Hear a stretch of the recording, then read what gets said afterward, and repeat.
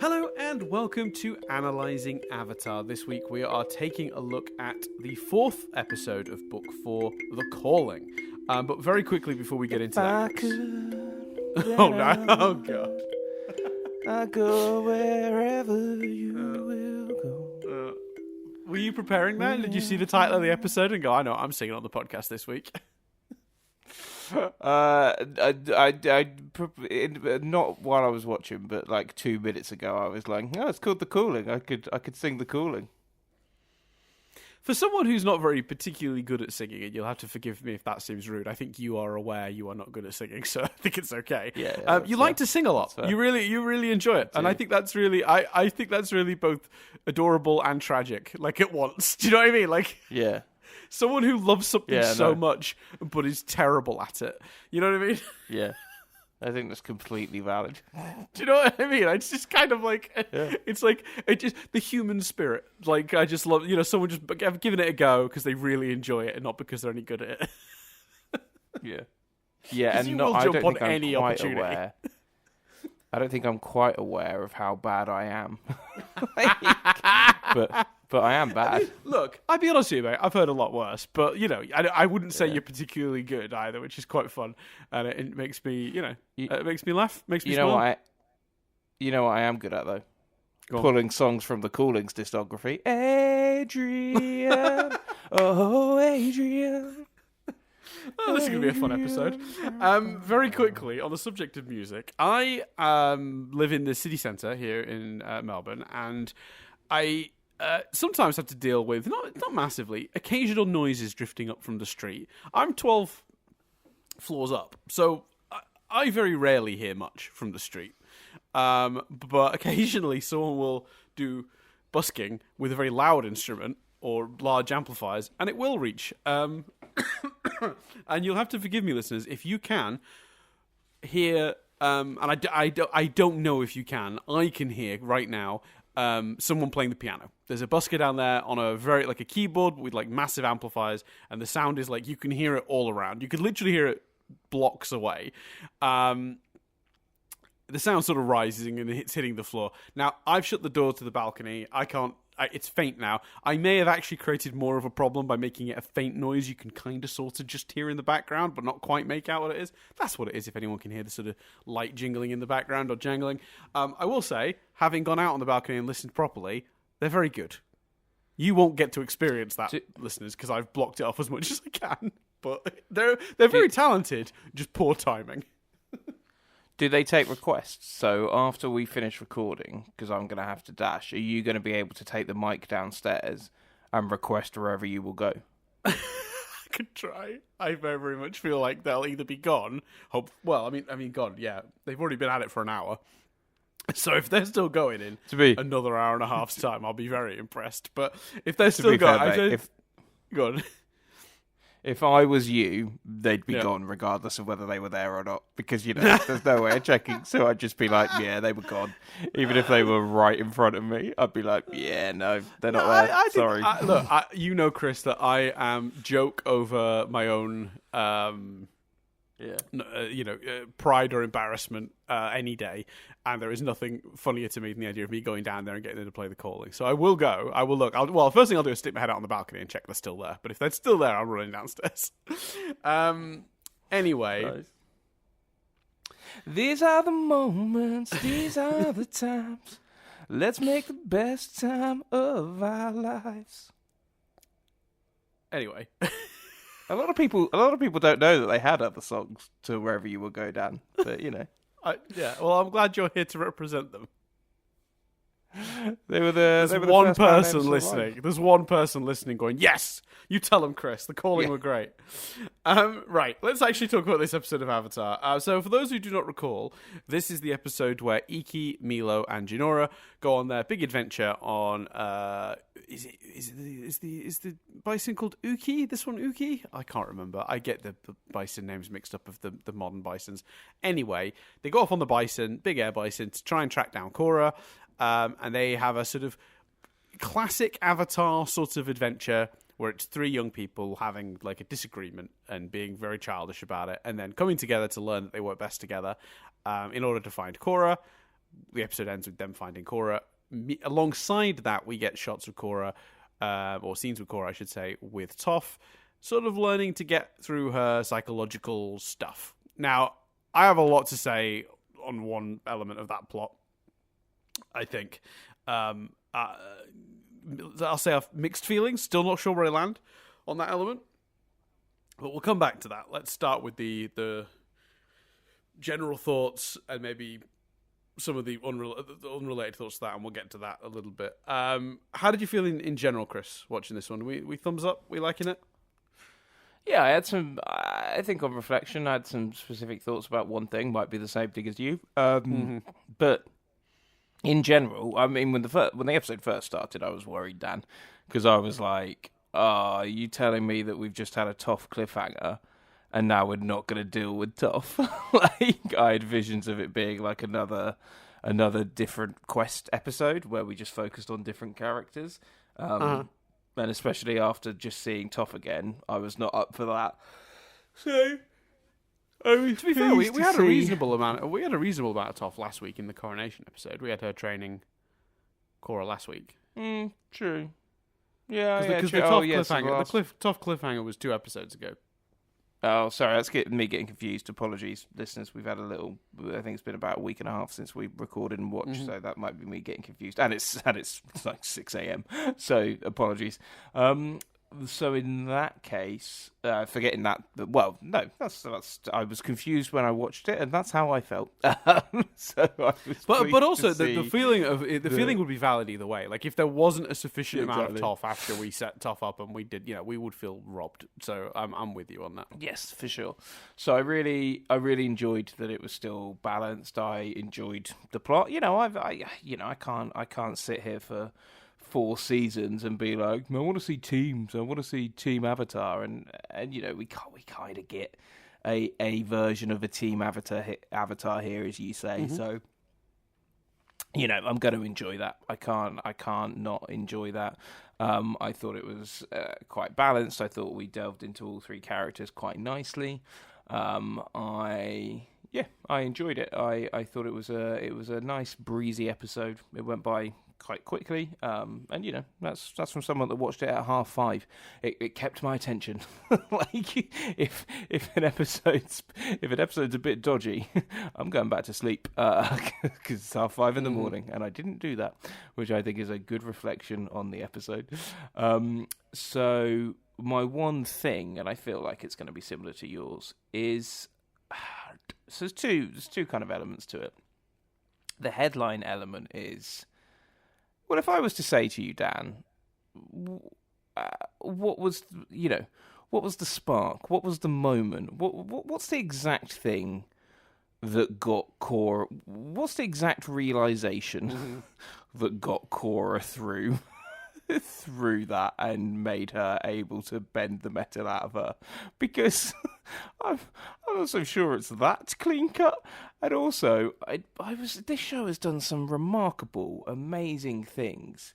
You have the family appear, and they, in front of Korra, they just go, you know what, we love each other. Let's let go of our bullshit. Phrased differently. And Korra's like, you know what, we do love each other. I need to be they say that everyone's in real trouble.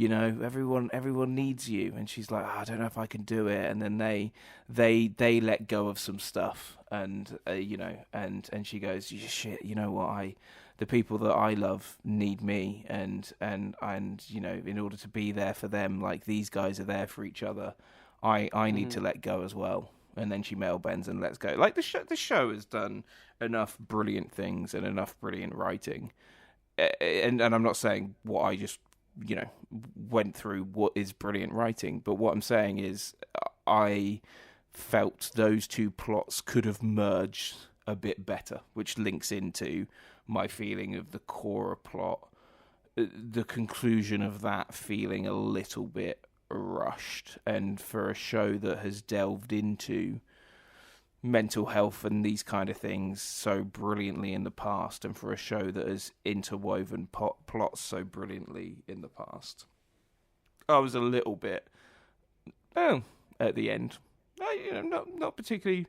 It didn't ruin the episode for me or anything. And again, for me, if similar to your kind of thoughts, I imagine maybe it will. You'll be a bit more conflicted about it than I am. This falls into the category of we're reviewing this, so I've really thought about it and come to that conclusion, and it's a discussion point.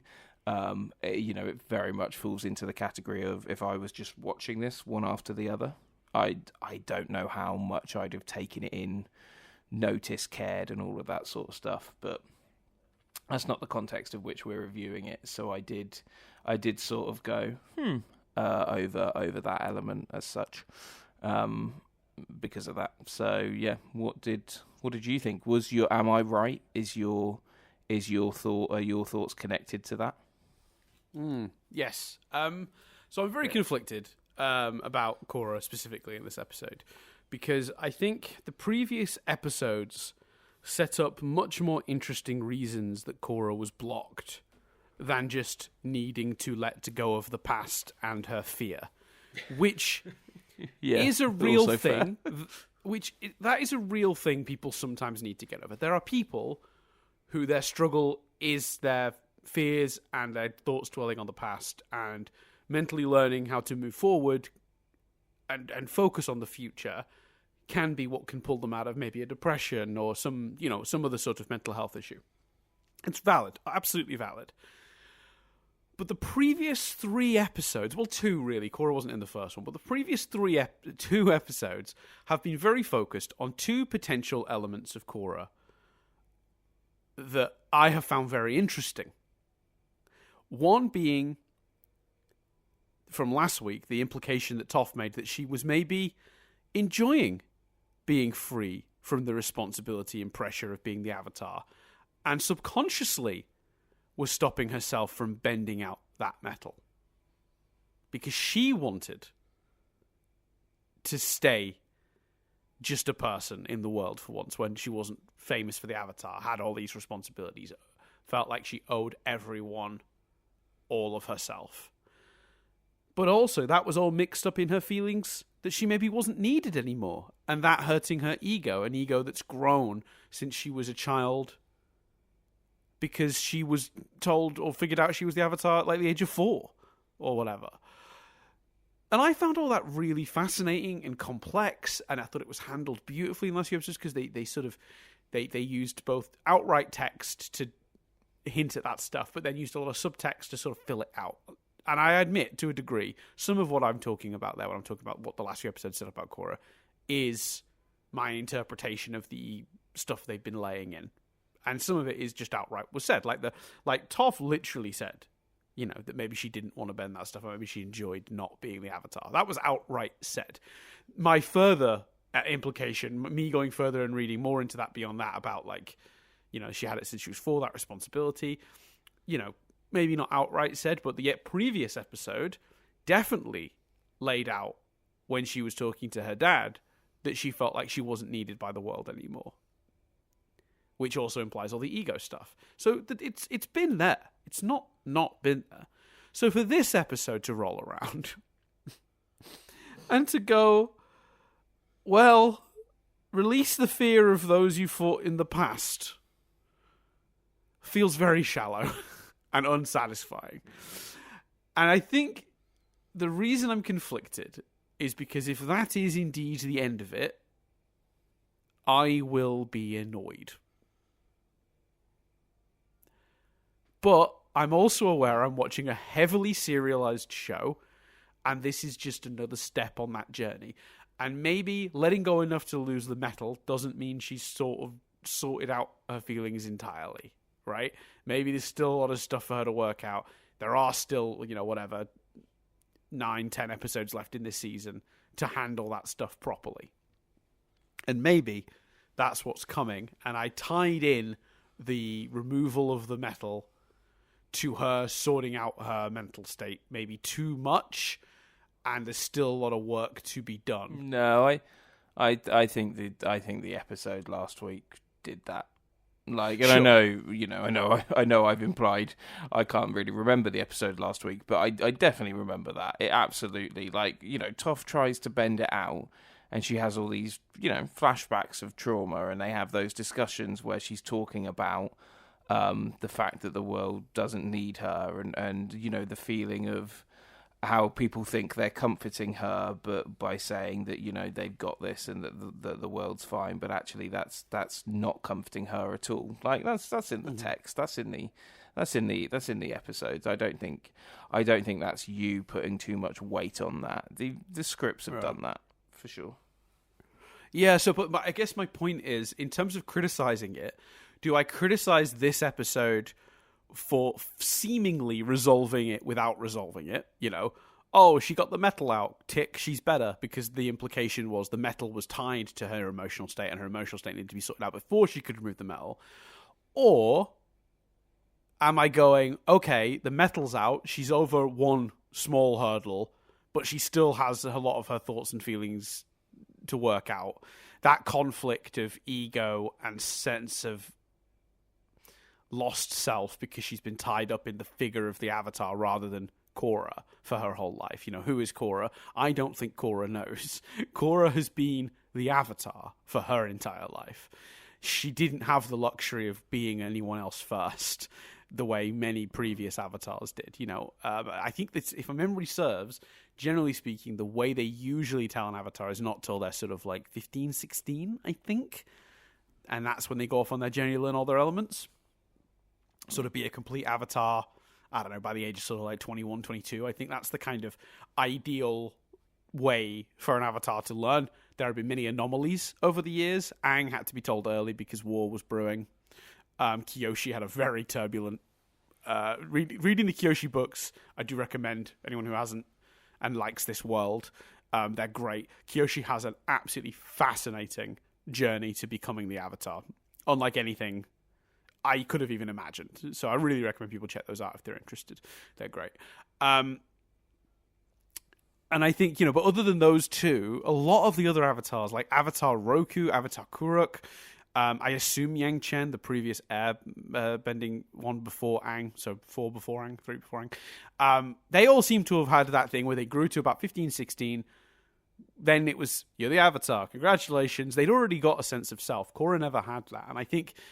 I really got invested in the way the last couple of episodes set up a really clear, sensible issue for Korra to be overcoming. And then particularly last week's episode, through Toph's dialogue, tied the removal of the metal to some of that stuff, that emotional trauma, that baggage, whatever you want to call it. And for this week, for her to have removed the metal without, in my opinion, her getting over that stuff that they specifically highlighted, and instead giving us some sort of vagaries... And even those vagaries are vagaries and done quickly and not really... Like, let's not forget, my issue wasn't even particularly that it didn't tie into what we'd seen previously. My issue was just that if someone were to say, right, pin down what happened here and why she was able to let go, I wouldn't have a clear answer for that. Yeah, it doesn't... Yeah, you're right. It doesn't work as a piece of the serialized story they've been telling, a continuation of what we've been setting up pretty clearly the last couple of weeks, but it also doesn't even work as its own 22-minute narrative about Korra overcoming something, because at the end, it's just like she just does it.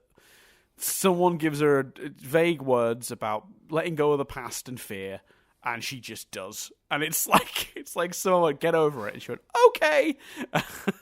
That's how it feels when you watch the episode. So you're absolutely right. It's a multi-layered problem that like both lets this episode down and potentially the series down. So okay, I'm going to try and draw a conclusion from that, because I do think you're right. Actually, that's a really important distinction. There are two issues being discussed here, and they're woven together, but they are different. As for this episode, that is a valid criticism. It does not function within the 22-minute confines of this episode. There is a very quick, just she can do it now, without any real establishing of what it is that's changed for Korra or inside of Korra, for her to now be able to resolve. And I think not to repeat myself. Hopefully, this is a different element of it, but I think that's partly because she goes to the tree because it's like, or whatever it is, and it's a tree. and it's like Magic tree. this takes away you and will connect you to the people that you love. And then she gets connected to them, and she sees them, they see her, and they reunite. But that's not...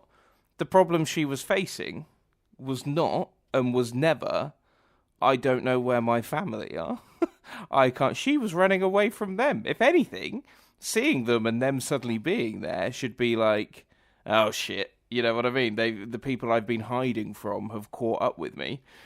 But it's not that at all. So it's like, that wasn't the problem. So how is it the resolution?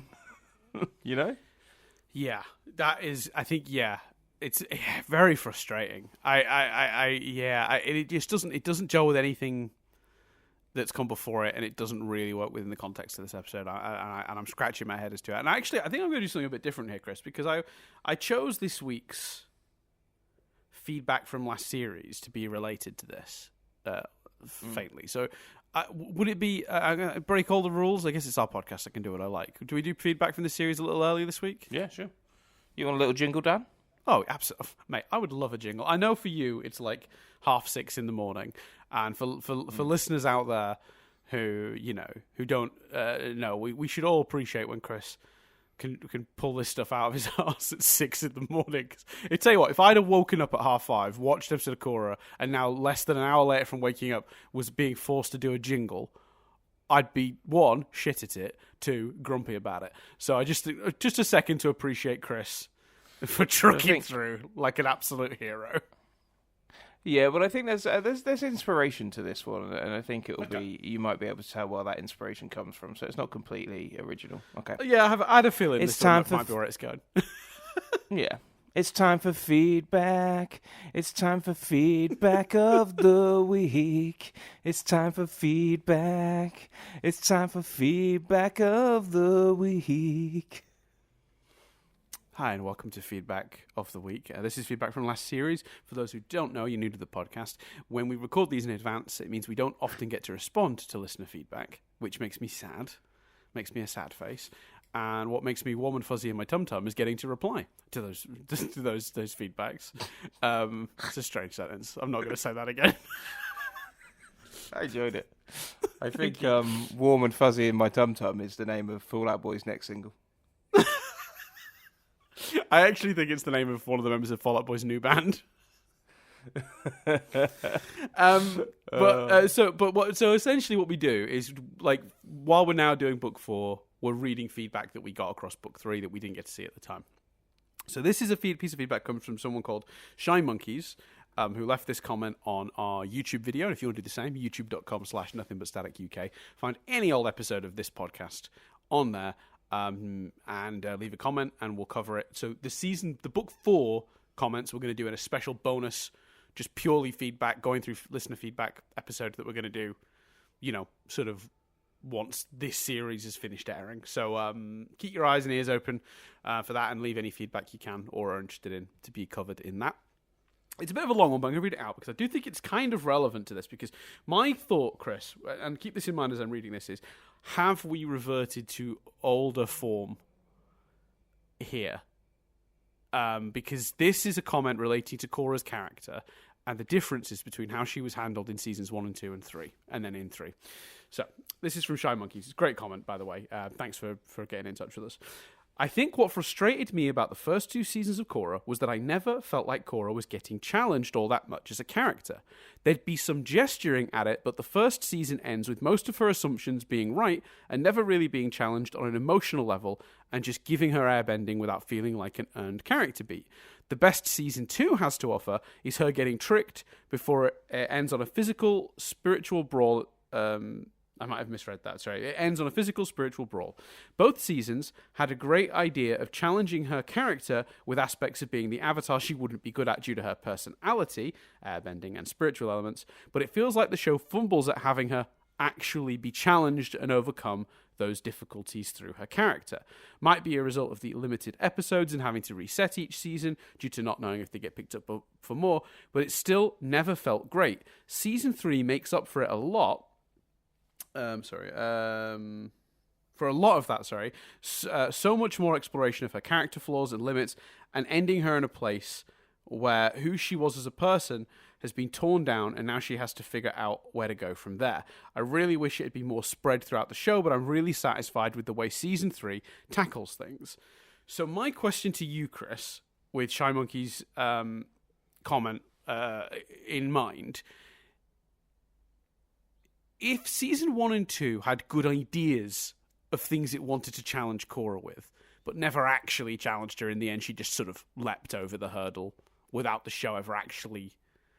it's, oh no, there's a hole in the ground. And Korra would just reply, I'm going to hop over it. That's to do sort of an analogy for how that's kind of storytelling work. Instead of us actually getting to watch her struggle to get over it, she just would. And they'd always sort of, as it was described here, I think this is the bit I really liked, there'd be some gesturing at it. Like the idea that the dialogue would hint there was an emotional reason she suddenly learnt how to airbend, but actually it didn't feel actually earned in the plot. With that in mind... did we get a mini version of a season 1/2 Korra leaping over a challenger with ease in this episode? Have we reverted? I think so. I think that's a great way of describing it. And actually, I think there were a few challenges she leaped over, because when that phrase was first used, and I think that's a really apt description, but in that feedback, when that phrase was first used, I thought about the fact that, look, obviously, the show has justified it in the Korra alone episode where we saw what she's been going through, so we know her side of things, right? But it feels a little more realistic that the kids or whoever found her would turn up and go, "Where the fuck have you been?" So even that challenge of you ran away from us, the people that love you and care about you. You didn't allow us to take care of you. You lied to us because she told one person she was going one place and another person she was going another. And maybe some of that retribution will come when she sees the adults. But, even that challenge and hurdle was jumped after. So, I think that's a really valid comment. And I think the notion that we got a bit of that here, I think is justified. Yeah, and it's going to be interesting to see that, actually, because I think realistically, if one of her feelings was that she wasn't needed anymore, her friends are going to be very supportive, I feel like, and they're not going to judge her too much for the choices she's made. Well, yeah, true. But you are right in that she did leave, but I guess her defense, if they got shirty about her having abandoned them, quote unquote, she has a very good response of, well, you all told me you were fine without me. Do you know what I mean? That would be like, me and you, Chris, are at a party, and we went together, and I'm chatting with some different people, and you've decided it's time you want to leave because you finished chatting with your chat. And you're like, oh, I'm going to head out. And I'm like, oh, no, yeah, you're all good. Yeah, enjoy the rest of your evening, buddy. Yeah, and you leave, and then afterwards I'm like, I can't believe you left me at that party alone. Even though I've already been like, yeah, you're good. I'm good. We're all, you know what I mean? So I think I would judge her friends if they judge her too harshly, because they were very clear they did not need her, that Kuvira had everything under control, So her taking the time to look after herself or try to get herself right but I still agree with you. The consequences of that are still yet to be felt. I assume that will be dealt with in a subsequent episode, because I think at the very least she has to be. Even if they don't get angry with her about the choice, I still feel like they're owed a bit of an explanation as to her choice to lie and vanish. But yeah, we'll see. Very interesting. But yeah, I just wanted to bring that comment up because I thought it was really, really apt for what was going on here. I feel like this just one episode randomly has just reverted to that old style of sort of implying through dialogue that Korra has grown, and having her then just be able to do the thing that her character arc was stopping her from doing without really ever earning it. And I think that's very interesting. And it's a shame because I think this season had so far been doing some very interesting stuff with her. But if we want to, so we don't circle ourselves too much, let's move away from the Korra of it all and talk about some of the other stuff in this episode. Because I think this is a really fun episode. I mean, I want to ask you about this because I think this episode is the closest the show has come to feeling like maybe a classic Avatar. I don't want to use the word filler episode, but one of those sort of one-off episodes, like The Great Divide. Well, it's a bad example because I know people don't like that episode. I do have one big problem with that episode. We talked about it at the time. Go listen to that. But one of those episodes where it was just a fun problem to solve, and the kids went and did that, and it was like a lot of like bickering between young adults as they sort of traveled around the world, and I just thought like there was something about that vibe that really harkened back to The Last Airbender that I enjoyed, and especially like season 1 of The Last Airbender particularly. You know, the kids out of their depth, doing stupid things, getting into silly discussions. You know, there's just something about that I really enjoyed and got a kick out of this week. It just kind of gave me like a fuzzy warm blanket vibe. Like it was just like, oh yeah, I know this feeling. Do you know what I mean? Did it make you warm and fuzzy in your tum tum, Dan? Yeah, maybe warm fuzzy in my tum tum. So yeah, I don't know. How did you feel about that? Like, did you get that vibe also, or was it quite frankly too early in the morning for you to feel anything? Which would have been fair also. No, I got that vibe for sure. Like I said earlier, like, you know, the echoes of Team Avatar were really appealing to me. And as people know, I've been asking for that for some time. Don't get me wrong, I think it nicely balanced by the Korra stuff and, you know, the intrigue of what was going on there, and like the appeal of seeing Toph again, you know, still riding that wave. I think if it had just been the kids, wouldn't have been that interesting. But equally, they had to condense that story down and tell it in less scenes. So they really made it lean. Maybe if it was the entire episode, they'd have fleshed some of that out a little more. Because, you know, you've got 3 characters, they all need to play their part and all that kind of stuff. So, no, I really enjoyed it for what it's worth. And I thought they did just a really good job of... And I think I can't remember if we've talked about this before. I don't think we have. But I think with those 3 in particular, they've done a really good job of aging them up and making them feel older, but still the same characters. Like, it does literally just feel like we just haven't seen a year or 2 in their life or whatever it's been. But it definitely feels like it's the same people. And I think both in the writing, the acting, and the you know, the animation and the drawing of those characters, across all 3 of those, they've done that idea really well. Yeah, they're exactly right. Like, it's still clearly them, but more mature. Not mature, just more mature. I'll make it very clear. And it is really interesting seeing how, like, they have evolved. And, like, it's still Milo, and he's still, you know, cracking onto any lady he sees, as he was even when he was younger. But maybe he's, like, got a different approach now. And, you know, like that when he's talking to that girl that's... was she selling flowers or something? I can't remember. There's a girl he meets and he tries to be like... he uses like a really cheesy pickup line. I'm trying to remember what it was now. I'll see if I can find it, because it did make me laugh. I didn't write it down. I wish I had. 1 second. Oh yeah, he goes, "What should I call you other than beautiful?" Which is just the worst thing. You know, and he's all like, yeah, I'm on Avatar mission stuff. I've seen some things. She's like, oh, what kind of things? He's like, crazy things. She's like, yeah, cool. So that was fun and very in character for him, but obviously a slightly more mature version of him. I also really loved the line when Iki says, me, I didn't do anything. And he's like, exactly. You need to stop pulling your weight. That made me chuckle as well. Yeah, there is some really, really funny bits in this episode as well. But on both sides of the story, actually, I really loved Toph being very blasé about her adventures with the Avatar, like they weren't that big of a deal. She's like, you know, tell me about when you taught Aang how to earthbend. She's like, what's there to tell? I threw rocks at the Avatar. He got all whiny and Sokka fell in a hole, which is just an amazing line. And then there was the one that I think was very much aimed at you, Chris. It felt like it was just for your enjoyment, which is when she was asked about the fight with the Fire Lord, and Toph replies, it was hot, I was on a blimp, and I think a giant turtle showed up. What a day. Yeah, that felt for me. I resonated with that. I was like, yeah. Deus Ex Turtle, I think I called it. Yeah. And I also liked that we got to spend some time with Iki in this episode, because Iki, I think, is the most underserved of the 3 children. Obviously, Jinora got a big arc last year as she grew into a very capable spiritual airbender, surpassing her own father in some aspects of their culture and their abilities as airbenders, and ending with her getting that beautiful moment she got to become a master and she got her tattoos.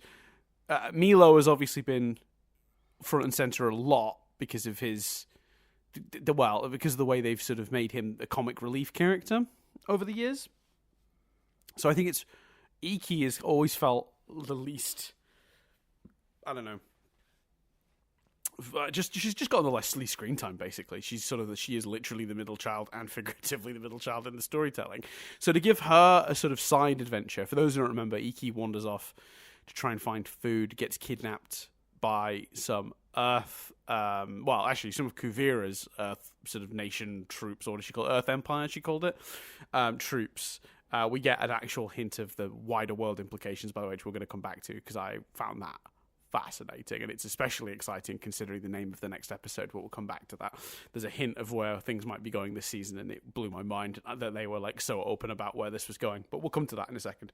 But yeah, I loved Iki being interrogated. They pulled out a classic Aang joke. She's tied up, but obviously we reveal that she could just release herself at any time she wanted. She's just sort of being compliant because they've asked, you know what I mean? There's a bit where they turn around and in the background you can see she clearly can just get out of her ropes and get back in them. And it's just, it's the exact same as Aang in the stocks, when they were trying to put the Avatar on trial and he was just being compliant and in the stocks, but he clearly could just get in and out of them at will. Exactly the same. Just a brilliant callback, but also a great joke of its own kind, which apparently was not in the original script, but was added in storyboarding. Whoever thought to add that in storyboarding? If we ever meet in a bar, I owe you a beer, because that's very funny. You made me laugh.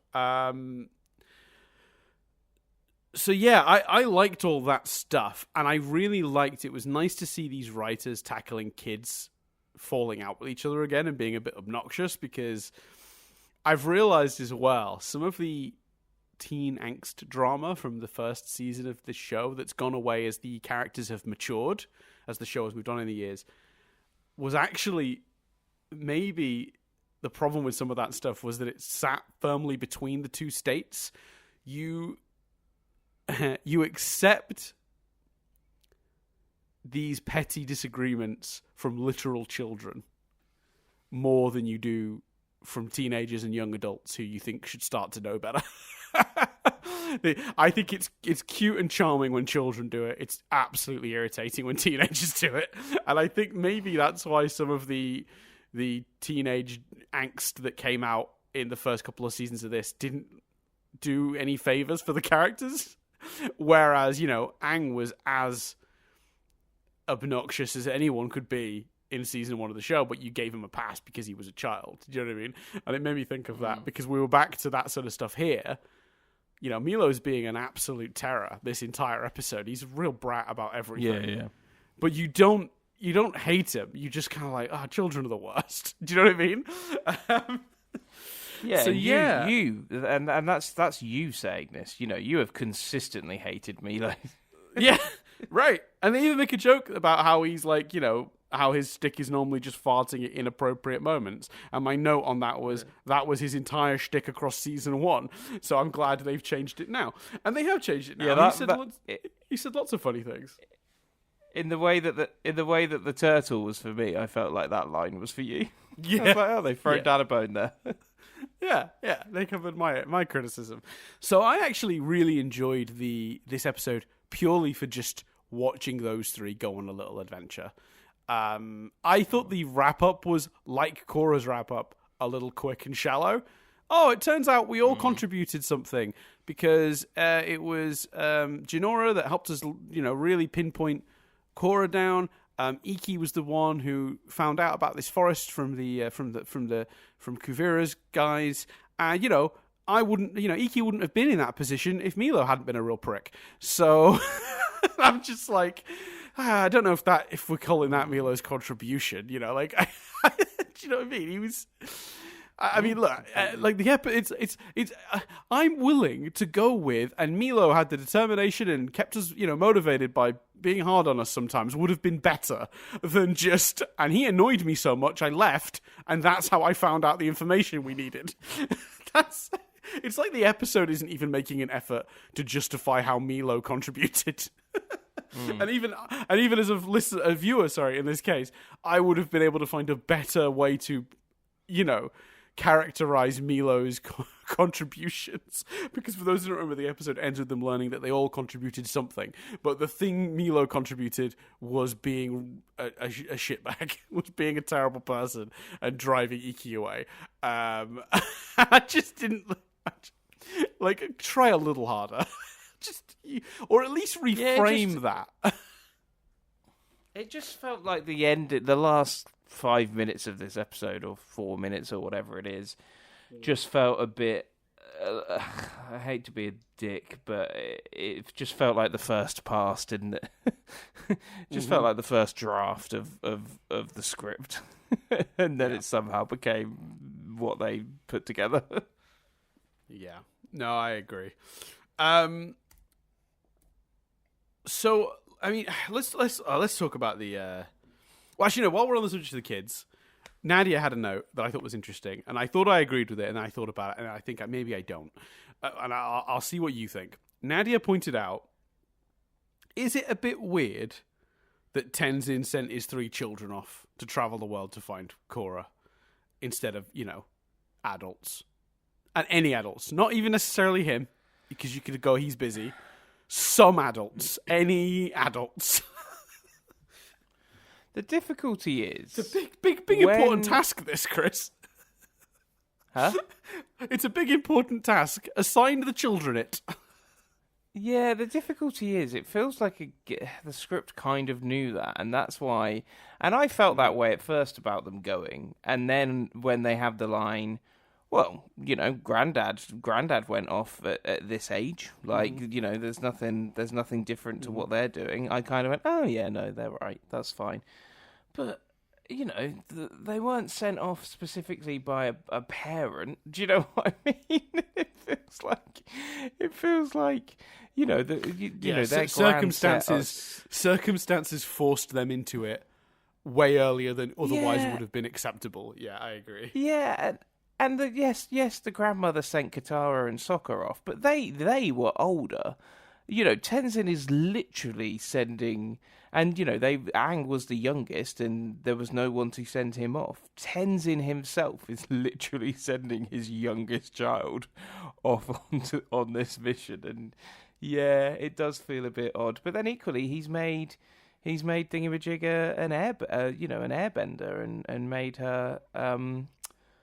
She's got the tattoo. She's a full-blown airbender now. So, this is part of that responsibility, maybe. If they'd have played more on that, I think I'd have been more okay with it. Right. If he'd have gone, look, this is... I don't like this. It makes me very nervous, but you've been given that tattoo for a reason, and this is part of that. So yeah. this is your mission. This is how you're contributing to the airbending society.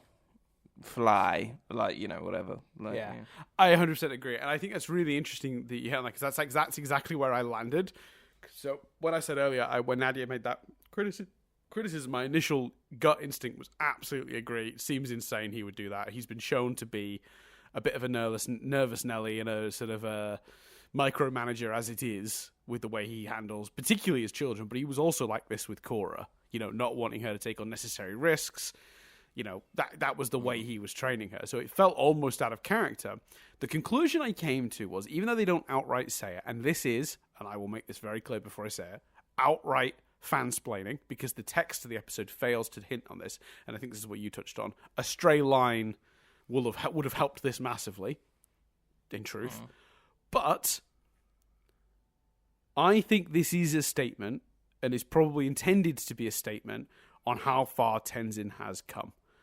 And how much Jinora, specifically, has earned his trust and respect in the storyline of the previous season. And while I think the episode could have communicated it better, I do think that covers it. she became an airbending master. He just trusts her now. And while the young kids, maybe on their own, he wouldn't have done, but the three of them together, he felt confident. And I think I think it says a lot about we paid off Tenzin's arc last year with having him give Jinora her tattoos. We're now delivering on the promise of that growth by having him be consistent, following on from that. And what's consistent is the trust he's showing Jinora. So I still think if someone told me they still didn't feel like it was enough, because as I mentioned, it's not directly in the text, I'd go, yeah, that's fair. But my own feeling on it now, with it looking back at it like that, is that actually, yeah, it's fine. Does that make sense? Yeah, no, I agree. Yeah, I think that's where I land too. Yeah. But I will say, though, I would 100% not even argue with someone who felt differently, because, as I said, it's not in the text. I'm adding that based on last year and the previous arc, all from my own reading of it. It's not there. And the episode probably would have done better to make that a bit clearer, in my opinion. Agreed. So, let's talk a bit about the implications of something the soldiers said. So, for those who don't recall, the situation currently is that Kuvira was given authority and troops to unite the Earth Kingdom over the last couple of years. And she's slowly gone around from place to place, bullying them into joining her, amassing her army, including, seemingly bandits and all sorts of unsavories joining, as well as, Suyin's son from Zaofu, and also, several troops from there, and Bolin. She's now got these outposts, it seems, across the Earth Kingdom. They seem pretty strict. I noticed straight away when they kidnapped Iki, it was what's an airbender doing in the Earth Empire, on our land, starting to feel very nationalistic and fascisty. Not good. Very, it's already starting to feel like a dictatorship, but like a very, a strong get out of our country vibe, which I don't care for, obviously, and I'm not supposed to care for. She is sort of becoming our season's villain. We'll talk more about that as the season progresses, but that's certainly where we're up to, has sort of positioned her. And then they said the thing that blew my mind, because I forgot that, one, they set it up, but two, that it went this way. Kuvira is sending troops to Zaofu. Zaofu? Which is the last remaining city. Now, for anyone who's not familiar with Zaofu, it's the metal bending city where Suyin and her family live. They have often separated themselves from the Earth Kingdom. When it was under the Queen, they did not... They considered themselves to be distanced politically from the Queen and her actions. They kind of had their own society that they were doing. Kuvira said in the first episode of this season, "I will not rest until the Earth Kingdom is 100% reunited." And it turns out she meant Zaofu.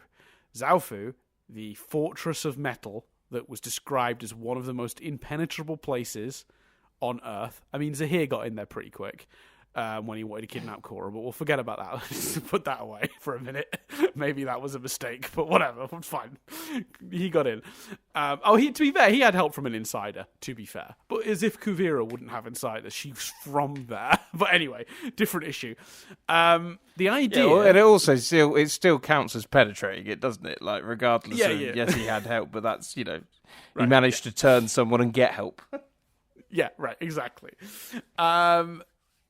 The idea that we're basically teasing a siege of some sort at Zaofu with Su Yin, who had a big disagreement with Kuvira, 2 episodes ago, about how she's handling things, right after she announced she wasn't turning over power to the king and she was going to turn it into an empire rather than a kingdom.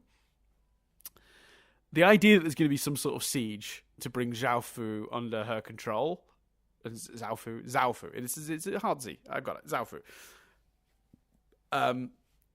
With Korra on her way to try and maybe help and quell the situation.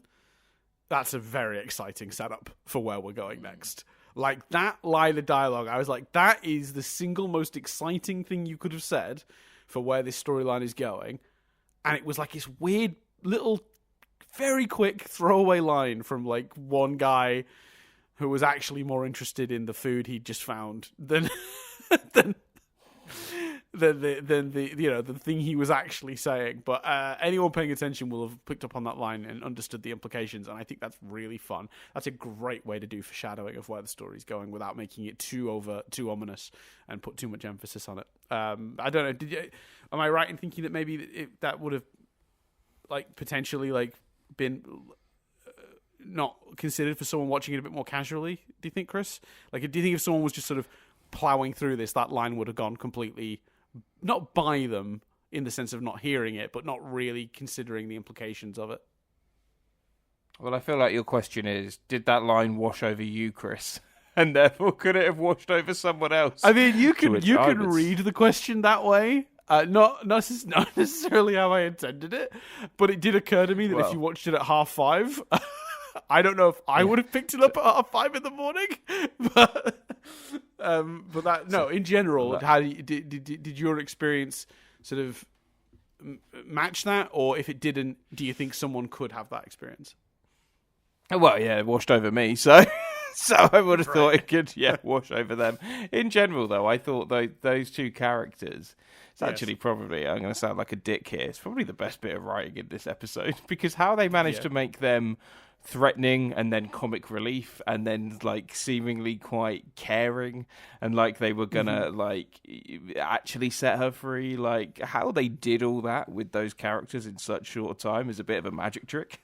So yes, I really and they didn't feel inconsistent either. Because you could argue scene to scene they were behaving differently as the story evolved and the situation evolved, but it had such a logic to it. Absolutely. You understood where they got to where they got every time, so they never felt like they were being written inconsistently at all. Yeah, that's very good. You're not wrong. Yeah, I thought that was really great. So I enjoyed those characters, and maybe I was too busy enjoying those characters to take it in, but no, I think now that you've pointed out what that is, that's a very exciting lead-in for what comes next.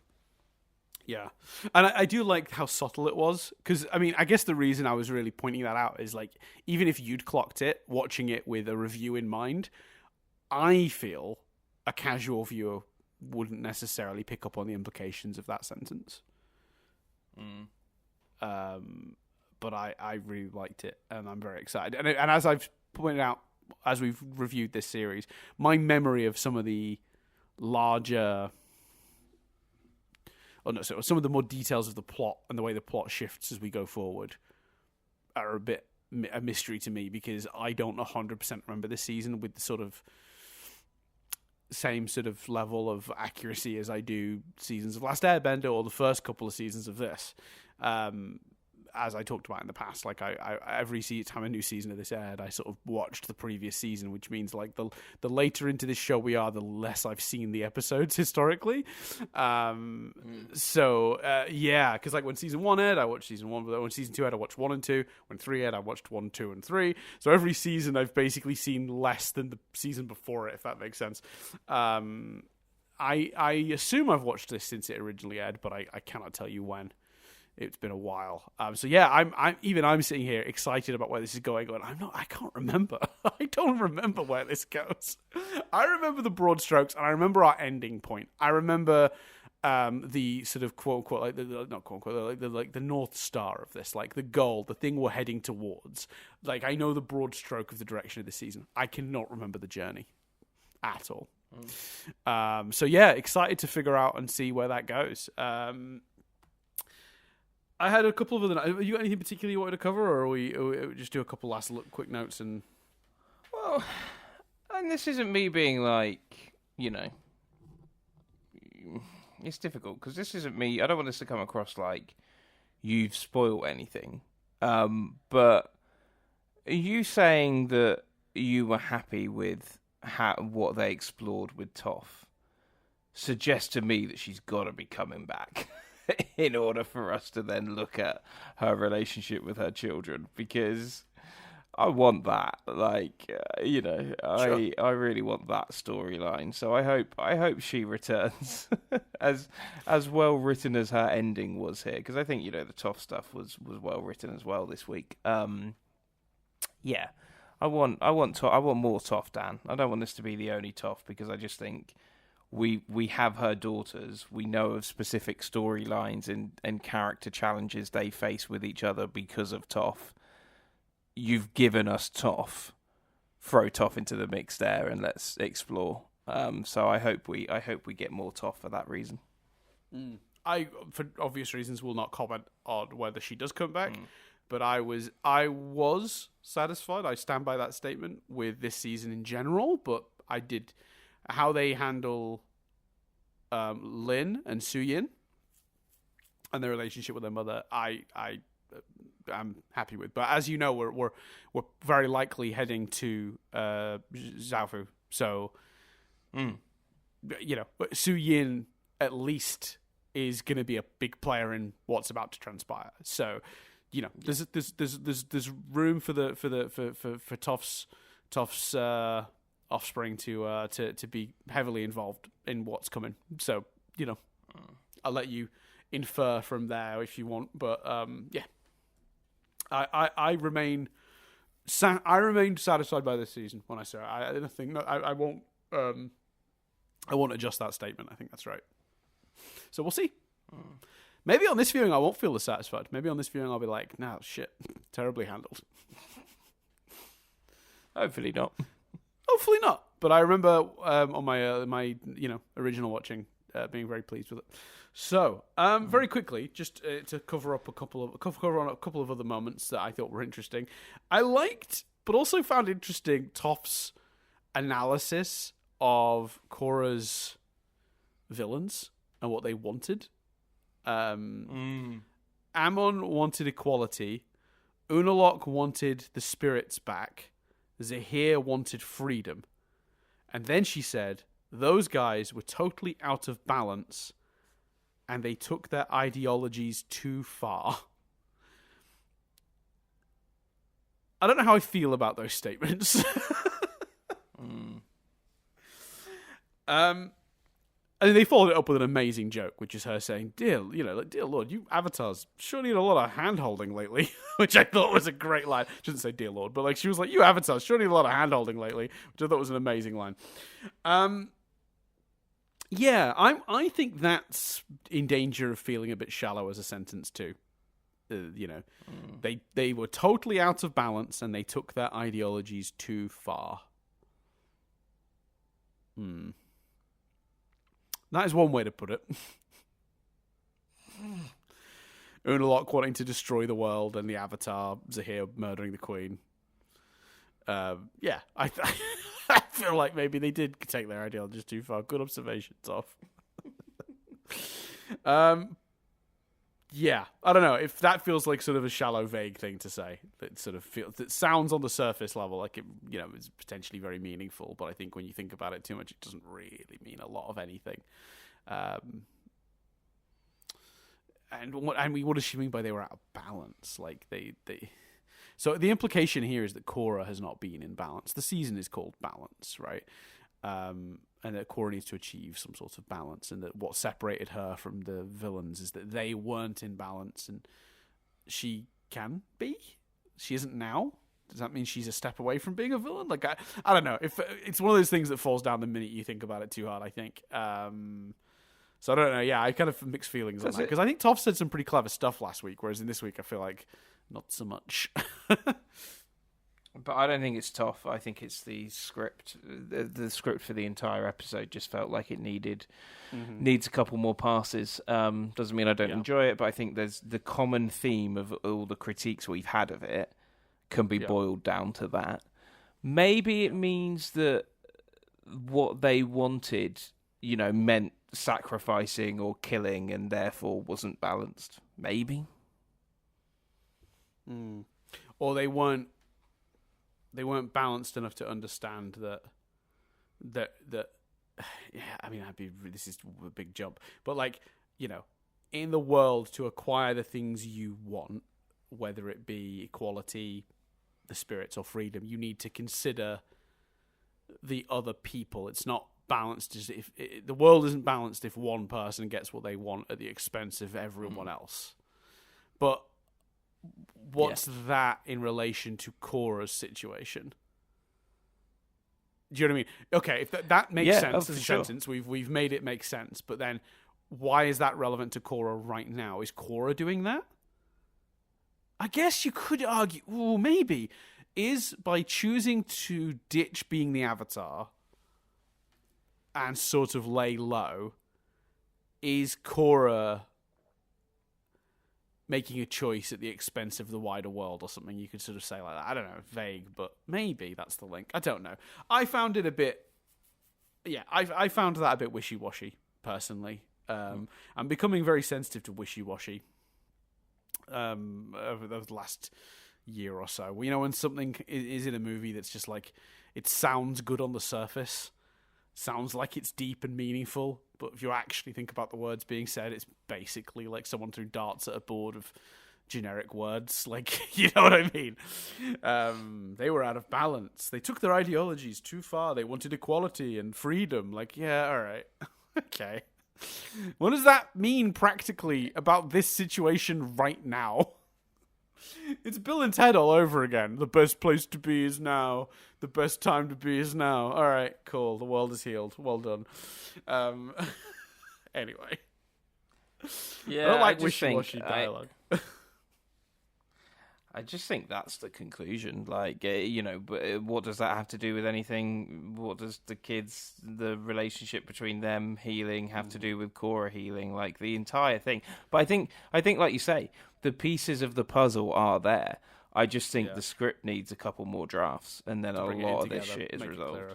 Yeah, because obviously, so for those who don't know, this episode kind of reveals, it was already kind of hinted at, but I think this episode outright clarifies, this is the swamp Aang and the gang landed in, where Aang had visions that led him to Toph.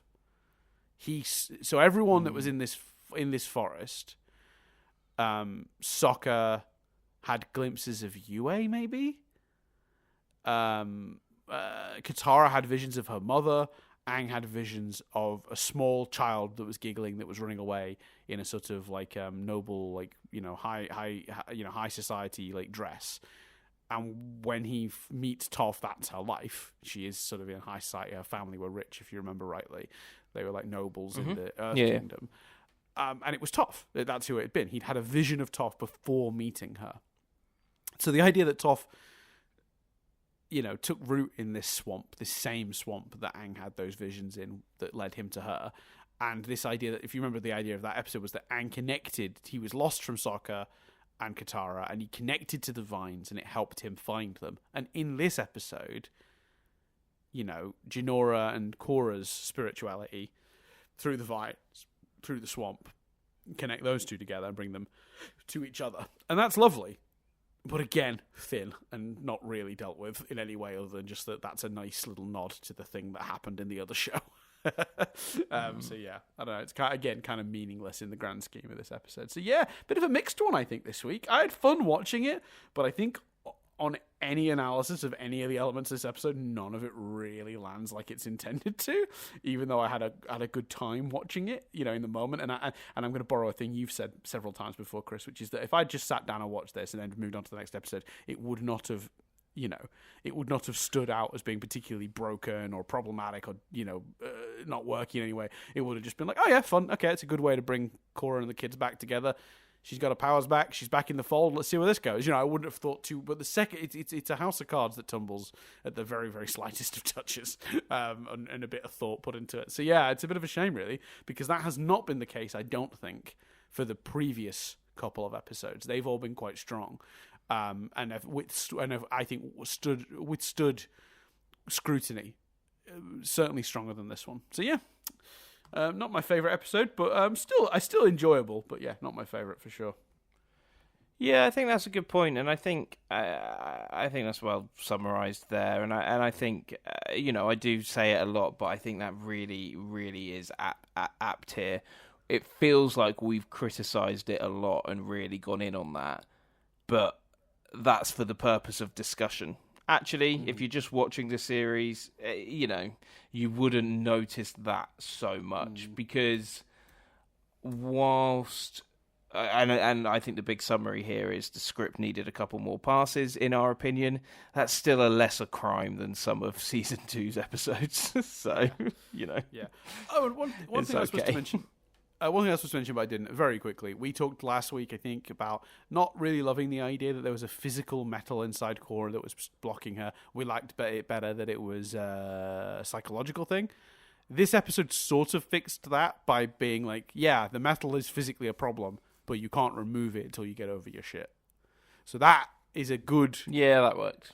Yeah, that works, assuming you then do something with that and actually have her get over her shit to remove the metal and not just go, fear or something. Let go of fear and the past. Cool, metal gone.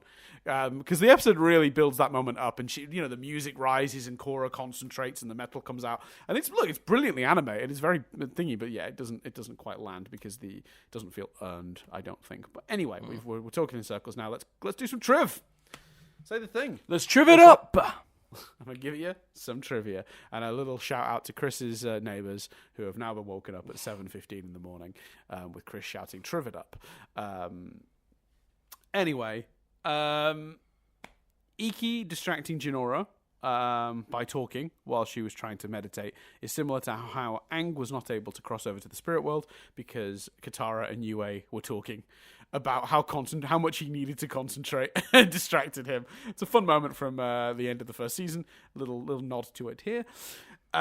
Milo's portrait of Korra, which I said to Nadia, there is no way he drew that. It's a lie somehow. But it's apparently based on a drawing supervising producer Ki Hun Ryu drew while attending a production meeting. So he did a little sort of sketch while they were doing the production meeting. And they could have sort of worked it into the show. I think that's nice. I like it. It's a good way to use it. We've already same. I think that's nice. This was interesting because I need to go back and watch the scene to see how they framed it to make it exactly a one-to-one analogy for this. But apparently Korra's visions in the swamp and seeing a new one each time she sort of turned around in flashes. The visual style and the editing for that and the way that scene is composed, that sequence is composed, is apparently inspired by the Jupiter and Beyond the Infinite sequence from 2001: A Space Odyssey.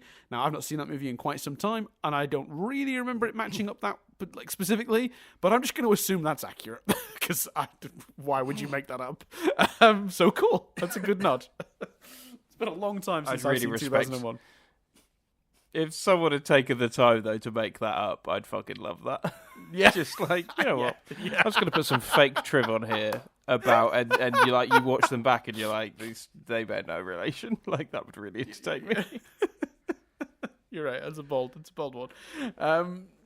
I'm assuming that information came from the commentaries. A lot of the trivia that we talk about in this is usually sourced from the commentary where the creators talk about it. That has been my experience. And whenever I've read one and gone like, is that true? And I've wanted to look further into it, I usually click the little link that says it, and then here we go. So I've hovered over the little number next to it for the source, and it's Michael Dante DiMartino, Brian Konietzko, and Colin Heck and Katie Metalia. The Calling commentary, Book 4 Balance Blu-ray. So they talked about it in the commentary that was on the Blu-ray. So there you go. Originally, after her siblings had knocked out the two outpost soldiers, Iki would have written and left a note for her captors, with the moment being cut eventually because they thought it dragged the pace of the scene. Can I be honest with you, Chris? I, having not read the trivia, turned to Nadia and said, I think she should have left them a note. And in my head, I was kind of like, not just but maybe one of the notes that they liked that were in the bag of food would have been funny. Yeah, to me. It would have been, but I do think it would have probably taken up too much time within the episode. Yeah, right. Yeah, you're probably right. Still, I would have liked it. Yeah. No, I would have done. Yeah. Last piece of trivia sort of split across a couple of things here is obviously there are a few similarities between Team Avatar's visit to the swamp and the airbending children's visit to the swamp. So in both instances, a member of the team, Aang in the original episode, The Swamp, and Iki in this episode, wanted to head down into the swamp because they had a sense that the swamp was calling to them. The other two members, Sokka and Katara in the original episode, and Jinora and Milo in this one, disagreed. So the swamp sort of called out to the two most spiritual, or the three most spiritual members. Actually, no, that's not true, is it? So, because Iki's not necessarily the spiritual one, and actually Jinora was the one that was like, nah, and she's supposed to be the spiritual one. So that's actually interesting. It was Aang and Iki that felt that way. So that's interesting. Anyway, and then in both examples, when they decide that they've been outvoted and they're going to move on and not visit the swamp because it looks spooky wooky, which is fair enough. Both Appa and Pepper. This bison was called Pepper. There we go. I think that's a new bison. I don't recall us ever hearing about Pepper before, so there we go. But they both get pulled down into the swamp against their will. So that happens in both episodes. So yeah, a lot of parallels between the events of this episode and the episode of The Swamp. So, with that in mind, Chris, and us having already done our feedback for last series, we've made it. We've made it to the end. Thanks everyone for listening. A few different bits to cover, obviously, just in terms of like a little bit of admin. Obviously, if you want to hear our next episode, The Enemy at the Gates, which again, considering what we learned this episode, is a very exciting title for the following episode of this. If you want to hear that right now, head over to patreon.com/nothingbutstatic, where you can listen to episodes of this podcast a week ahead of their Spotify and iTunes release. If you're already listening to this on Patreon, sorry, you've got to wait a week. I don't know what to tell you. We love you, though. Thank you. You can also get episodes of our other podcast, Rewind Reviews, a week early on there. And there are, I think, 8 or 9 episodes of Nothing But Lyrics, with more to come. That's a special bonus podcast that exists purely for our Patreon listeners, where we analyse the lyrics of a famous-ish song. Not always. I think I did Tia Lupe from Alien Ant Farm, which is not a famous song, unless you're already an Alien Ant Farm fan, so I can't really claim that. But yeah, we look at the lyrics, either make fun of them, try to make sense of them, or sometimes a little bit of both. Good fun podcast. You should check that out. Otherwise, if you want to support us, there's a bunch of ways you can do it. Of course, you can head over to any of the platforms that these podcasts are available on and interact with them in whatever way you can, whether that's reviews, likes, subscriptions, all that stuff. So iTunes, Spotify, whatever your podcast app of choice is, head over there and interact with our show. It tells the algorithm, the scary old algorithm, that you enjoyed it, and then that makes it more likely to share it with others. The same goes for our YouTube channel, youtube.com/nothingbutstaticuk, where of course you can leave feedback. We talked about that earlier, but you can also like and subscribe, which also helps. Obviously, if you don't want to delve into the world of YouTube comments, and I wouldn't blame you, but you still want to send us feedback, you can also do that in 2 other quick ways. One is the Discord, which you can get access to through our Patreon, if you join up for, again, as little as $1 a month.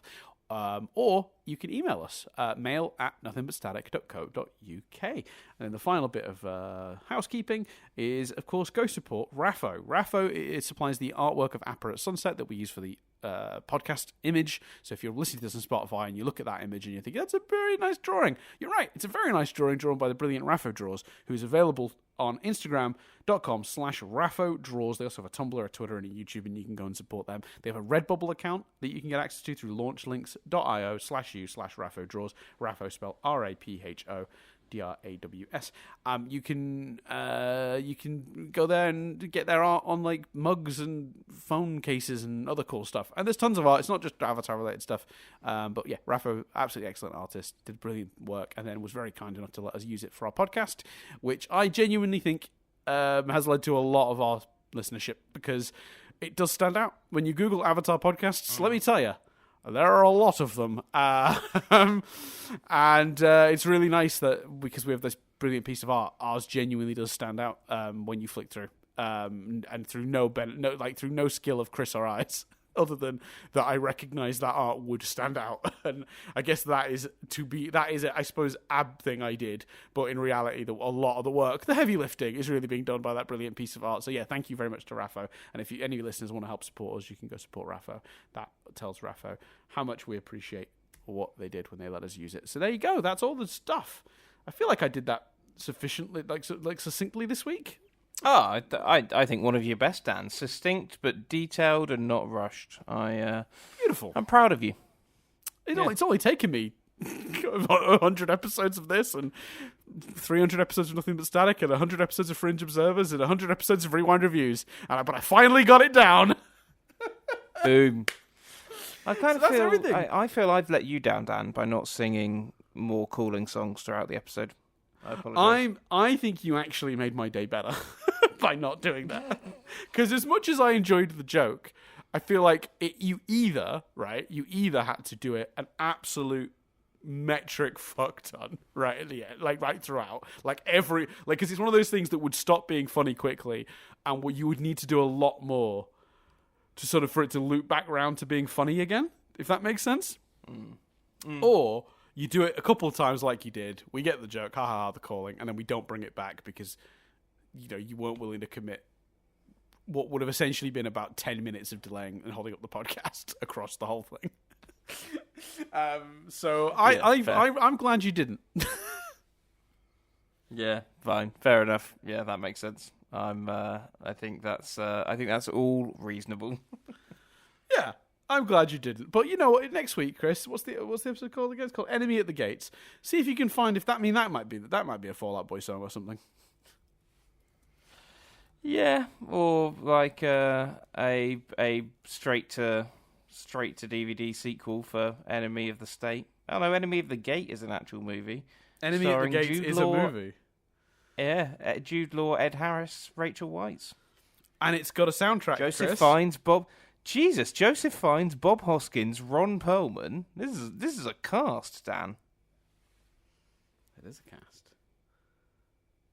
It's got a soundtrack released with written by a composer called James Horner, who I'm not familiar with, but you could probably maybe hum some of the music from that next week if you want. Maybe. I mean, you seen this movie? That's hell of a cast. Oh wait, no, Chris, you're gonna love this so much, right?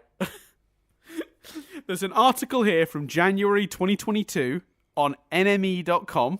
A website and a magazine you have been fond of in your years. Mm-hmm. Franz Ferdinand on how Enemy at the Gates inspired their classic hit, Take Me Out. Oh, take me out. Yeah. Well, I would say get ready for that next week, but we're not going to remember that bit. But still. No. Chris, this week you didn't even remember the entire last episode, so... Exactly. There's no way you're remembering this. Anyway, thanks everyone for listening. Good time was had by all, I hope. And if not, sorry about that. Nothing we can do. This is what it is. If you're not enjoying this at this point and you've listened this far, maybe listen to something else. Would be my recommendation. There's lots of great podcasts out there. Anyway. Don't take offense. Don't worry. Yeah, it's good. That's all good. Everyone, you do you. Anyway, thanks everyone for listening. I've been Dan Doolan. I've been Chris Billingham. And we'll see you in a week's time when we sit down to review Enemy at the Gates.